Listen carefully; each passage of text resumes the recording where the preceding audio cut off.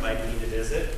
I'd also like to thank this organization for helping out with the Common Read program.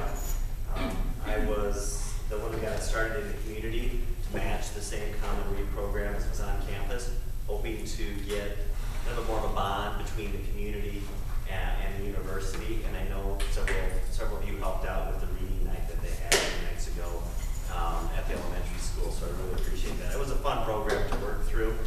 But the point that I want to make is if you even have an idea that you think you want to run, you have to start doing things now. Because otherwise, you're going to have to do some of those things throughout life. So you're in school here and you say, oh, there's no way I should even think about running, and you forget about it. And then you're 10 years into your career and then you start to think about it. But then we've lost that opportunity to get you active while you're young. So if you have any idea that you think you may want to run, here's some of the things that I think that you should think about now. And first of all is, and you're doing it here, being active in this group is one of the major things to do because you need to continue to study and learn leadership.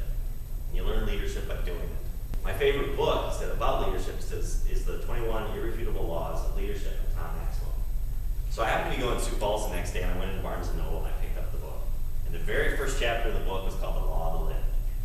You're only as effective as your leadership skills. And I'm like, well, what is this all about? I mean, this is exactly what he was talking about. So I read through the book, and it really did help me. And today, every day, I try to do something for leadership. I study it, I read about something. You have to practice leadership every single day. Because the thing you got to remember about it is leadership is influence, mostly when you're in an elected role. You have to have the ability to influence people.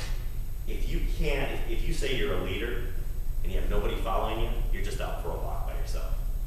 So it's just a constant thing. So always be thinking about that. In any role you're doing here, if you got a small group that you're in, maybe it's a study group, maybe it's a committee in here, you know, do you have influence on people? Are you working with them? Influence isn't necessarily telling them what to do because I'm the chairperson of this committee. I'm going to tell you what to do. You got to bring them along, and that's a process. And I could go over a lot of different things with influence that I've studied over the years, but I just recommend you always thinking about that.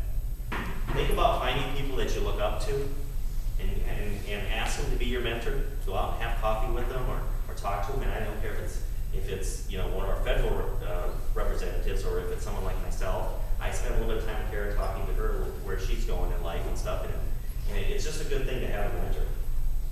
And then again, work to be more strategic in everything you do.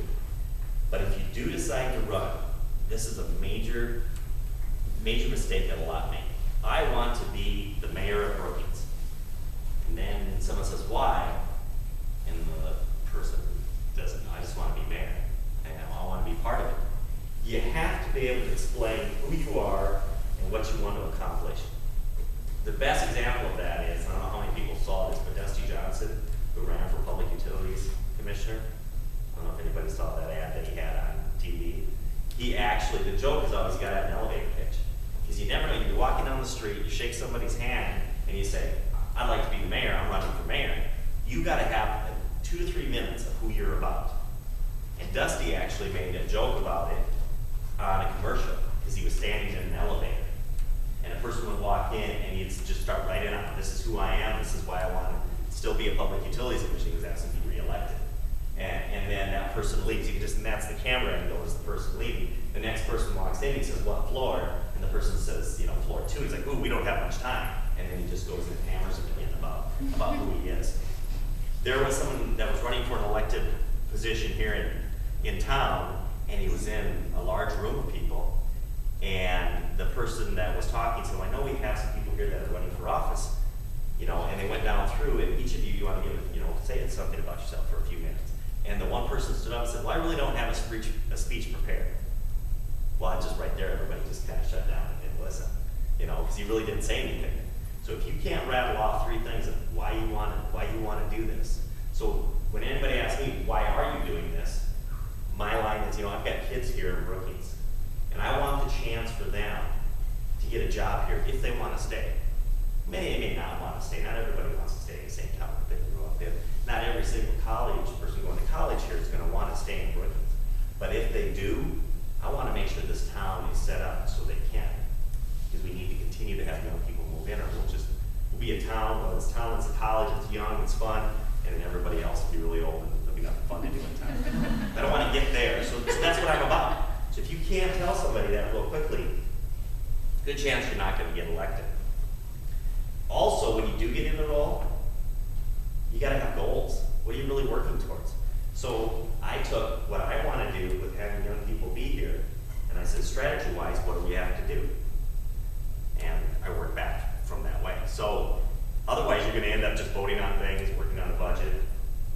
You're going to be done with, you're going to be your 3-year term, how long your term is, and you're going to go, what did I accomplish? Nothing. So if you want to really be satisfied and be in an elected role, again, what are your goals? What are you going to do? So something else that and I'll end with this. A lot of people ask me, so, why do you do government? Because you see it on TV. People that are elected are always getting hammered on this stuff, and you get calls. I don't like the way this is going. My street didn't get plowed right.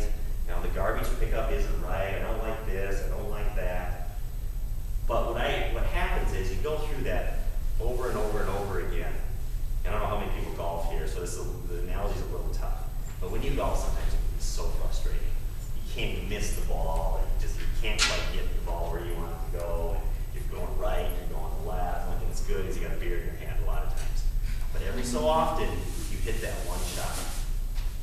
And to me, it was holding out from pretty far out. I ended up with an eagle one time. And I'm not a good golfer. It was pure. It was luck. I tell you what, that next, even though it was September and it was getting really cold, I wanted to golf